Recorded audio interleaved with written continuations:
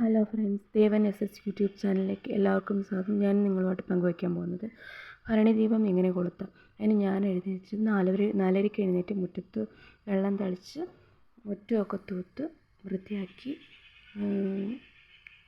ശംഖിൻ്റെ കോലമാണ് ഞാൻ വരച്ചത്. കോലം വരച്ച് പടിയിൽ മഞ്ഞൾ കൊണ്ട് കഴുകി പടിയിൽ കോലം വരച്ച് പടിപൂജ ചെയ്ത് പടിയിൽ ദീപം കൊളുത്തുക. നീലവാതുക്കൽ ദീപം എന്നാണ് അന്നത്തെ ദിവസം പറയുന്നത്. അതിനുശേഷം നമ്മൾ വിളക്ക് കത്തിക്കുന്നിടത്ത് ഞാനിന്ന് താമരപ്പൂവിൻ്റെ കോലമാണ് വരച്ചിരിക്കുന്നത്. അതിൻ്റെ മുകളിലായിട്ട് ബ്രാസിൻ്റെ ഒരു പാത്രം വെച്ച് പൂക്കൾ കൊണ്ട് അലങ്കരിച്ച് 5 മൺചിരാതുകളാണ് നമ്മൾ ഇതിനു വേണ്ടി എടുക്കേണ്ടത്. ഭരണിദീപം കൊളുത്തുന്നത് മഞ്ഞൾ കുങ്കുമ പൊട്ടൊക്കെ തൊട്ട് അതിന് മുമ്പായിട്ട് നമ്മൾ കുലദൈവത്തിന് നെയ്യ് ഒഴിച്ച് ദീപം കൊളുത്തുക, നിലവിളക്ക് കൊളുത്തുക. അതിനുശേഷം ഈ 5 മൺചിരാതുകൾ കൊളുത്തുക. പഞ്ചഭൂതങ്ങളെയാണ് ഇതിന് പറയുന്നത്. മുന്നോർകളെ കുറിക്കുന്നു. നല്ല ഈ ഭരണിദീപം ഞാൻ കൊളുത്തുന്നത് 3 ദിവസമാണ്. ചൊവ്വ, ബുധൻ, വ്യാഴം. കാർത്തിക ദിവസമാണ് അവസാനിക്കുന്നത്.